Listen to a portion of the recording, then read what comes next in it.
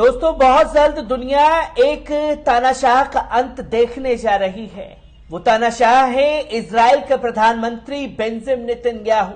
किस तरीके से हजारों फिलिस्तीनियों के खून से उनके हाथ सने हुए हैं, इसकी तस्वीर दुनिया ने देखी है।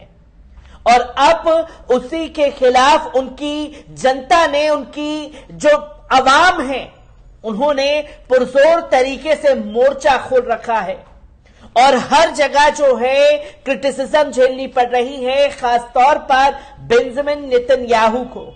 और बेंजामिन नेतन्याहू के खिलाफ जो है संयुक्त राष्ट्र संघ में एक और ऑर्डर पास किया गया है, जहां 40 देशों ने यह साफ तौर पर कहा है कि इजराइल के खिलाफ इंटरनेशनल कोर्ट जाना चाहिए।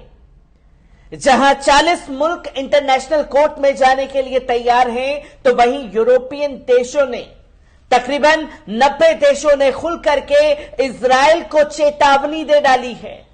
और इससे पहले ओआईसी के 56 मुस्लिम देशों ने इजराइल को धमकी भी दी थी कि अपनी हरकतों से बाज आए इजराइल, पर उसके बावजूद तमाम गतिविधियों को अंजाम देता हुआ इजराइल नजर आ रहा है, क्योंकि अब पूरी तरीके से इजराइल के खिलाफ मोर्चाबंदी हो चुकी है। और अब किस तरीके से इजराइल के खिलाफ कदम उठाए जाएंगे, ये देखने वाली बात होगी।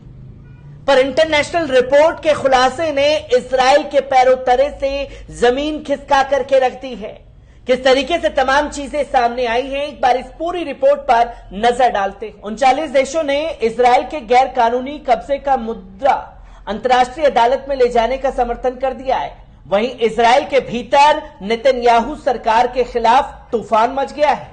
संयुक्त राष्ट्र संघ के 39 सदस्य देशों ने फिलिस्तीनियों के लिए इजराइल की आपराधिक कार्यवाहियों का मुद्दा अंतर्राष्ट्रीय अदालत में ले जाने का पुरजोर तरीके से समर्थन किया। इन देशों ने एक बयान में कहा कि अंतर्राष्ट्रीय अदालत विश्व व्यवस्था का महत्वपूर्ण स्तंभ है और वे बहुध्रुवीय व्यवस्था के पक्ष में हैं। संयुक्त राष्ट्र संघ की मसा शाह ने इस पिछले महीने फिलिस्तीन के पक्ष में एक प्रस्ताव पारित किया, जिसमें अंतर्राष्ट्रीय अदालत से मांग की गई थी कि वे फिलिस्तीन इलाकों पर इजराइल के कब्जे के मामले में अपना मत जाहिर करें। महासभा में यह प्रस्ताव फिलिस्तीन ने रखा था, जिसके पक्ष में 87 वोट पड़े। अमेरिका, इजराइल और 24 देशों ने इस प्रस्ताव के विरोध में मतदान किया था और ओके 53 देशों ने इसमें हिस्सा ही नहीं लिया। इससे पहले वर्ष 2004 में अदालत ने फिलिस्तीन के विषय पर सुनवाई की थी और फैसला दिया था कि इजराइल के जरिए बनाई जाने वाली दीवार गैर कानूनी है। तो वहीं यूरोपियन देशों ने किस तरीके से चेतावनी दी है, आपको बता दें कि संयुक्त राष्ट्र संघ के साथ साथ यूरोपीय देशों ने भी नेतन्याहू के खिलाफ चढ़ाई कर दी है, जिसके चलते इजराइल में एक बड़ी संख्या में लोगों ने जायोनी प्रधानमंत्री बेंजामिन नेतन्याहू की नई दक्षिणपंथी सरकार के खिलाफ प्रदर्शन किया। यह प्रदर्शन अवैध कब्जे वाले इलाके और शहर जैसों की तेल अवीव और हेफा में आयोजित हुए। प्रदर्शनकारियों ने जहां नई दक्षिणपंथी जायोनी सरकार को लोकतांत्रिक व्यवस्था के लिए बड़ा खतरा बताया है, वहीं इस सरकार पर न्यायिक व्यवस्था को सीमित करने का आरोप भी लगाया गया है। नेतन्याहू की कैबिनेट में न्यायपालिका मंत्री यारियो लोविन ने जायोनी न्याय व्यवस्था में सुधारों के नाम पर एक नई योजना पेश की है, जिसका मूल उद्देश्य न्यायपालिका के अधिकारों को पहले से भी अधिक सीमित करना है। इस प्रस्ताव के पारित होने के बाद इजराइल ने सुप्रीम कोर्ट के अधिकार सीमित हो जाएंगे। इसके बाद चीफ जस्टिस की नियुक्ति पर पूरी तरह से सरकार का कंट्रोल हो जाएगा। दूसरी ओर कैबिनेट द्वारा लिए गए फैसलों को रद्द करने के सुप्रीम कोर्ट के अधिकार बहुत हद तक सीमित हो जाएंगे, क्योंकि नेसेट को यह अधिकार होगा कि सुप्रीम कोर्ट द्वारा रद्द किए गए कानून को वे सिर्फ 61 वोटों से बहाल कर दें। इस तरह से इस प्रस्ताव के पारित होने से अलग अलग पालिकाओं के अधिकार भी खत्म हो जाएंगे और न्यायपालिका के मुकाबले में संसद और सरकार का वर्चस्व बढ़ जाएगा। इसे जायोनी शासन की कमजोर न्यायिक व्यवस्था पूरी तरीके से चरमरा जाएगी। इसका एक मकसद उन मंत्रियों को भी कानून की पहुंच से बचाना है जिनके खिलाफ अदालतों में मुकदमे चल रहे हैं और खुद नेतन्याहू और उनके कई मंत्रियों पर भ्रष्टाचार और सत्ता के दुरुपयोग जैसे आरोपों में मुकदमे चल रहे हैं। विरोधियों का कहना है कि इस प्रस्ताव का मकसद नेतन्याहू और उनके मंत्रियों को बचाना है, जबकि इसके पारित होने से न्यायपालिका की स्वाधीनता पूरी तरीके से खत्म हो जाएगी और फिर किसी भी तरह के भ्रष्टाचार और अपराधों को नियंत्रित करना मुश्किल हो जाएगा। एक दूसरा महत्वपूर्ण बिंदु यह है कि इजराइल में नेतन्याहू के आलोचकों और विरोधियों का मानना है कि इस प्रस्ताव के पारित होने से इजराइल में रहा लोकतंत्र भी अब खत्म हो जाएगा, जहां ज़ायोनी शासन तानाशाही की तरफ बढ़ जाएगा। इस संदर्भ में फ्रांस प्रेस न्यूज एजेंसी ने लिखा कि प्रदर्शनकारियों ने अपने हाथों में ऐसे प्ले कार्ड उठा रखे हैं जिन पर सरकार को शर्म करनी चाहिए। हम तानाशाह का पतन चाहते हैं। नेतन्याहू लोकतंत्र का दुश्मन है और हमें फांसीवादी नेता की जरूरत नहीं है।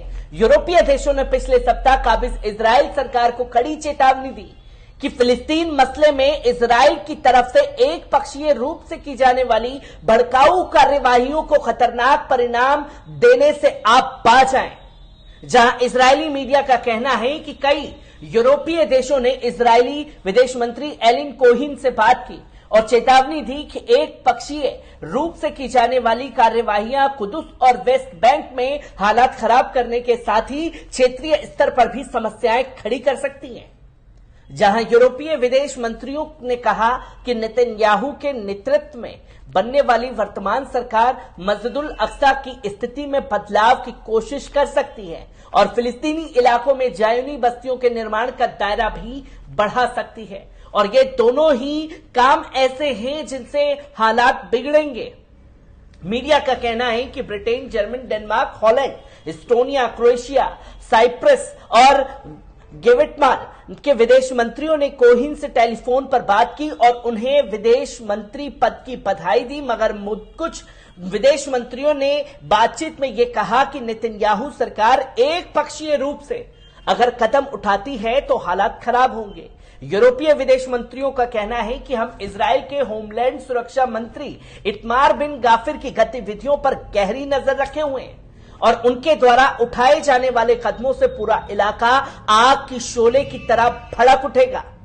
यूरोपीय संघ के विदेश नीति अधिकारी जोसेफ बोरेल ने रात गुरुवार को फोन करके इजराइल विदेश मंत्री से कहा कि हालिया समय में इजराइल सरकार ने उनके अनेक फिलिस्तीनियों की हत्या कर दी, जिसमें हमें गहरी चिंता है। उन्होंने कहा कि यूरोप इस समय यूक्रेन युद्ध में पैदा होने वाली परिस्थितियों का सामना कर रहे हैं और इन हालात में इजराइल को चाहिए कि हालात को कंट्रोल करने में हमारी मदद करे, खासतौर पर इसलिए भी कि ईरान और रूस का सहयोग बढ़ रहा है, जिसको यूरोपियन देशों ने खासतौर पर समझाने की कोशिश इजराइल को की है।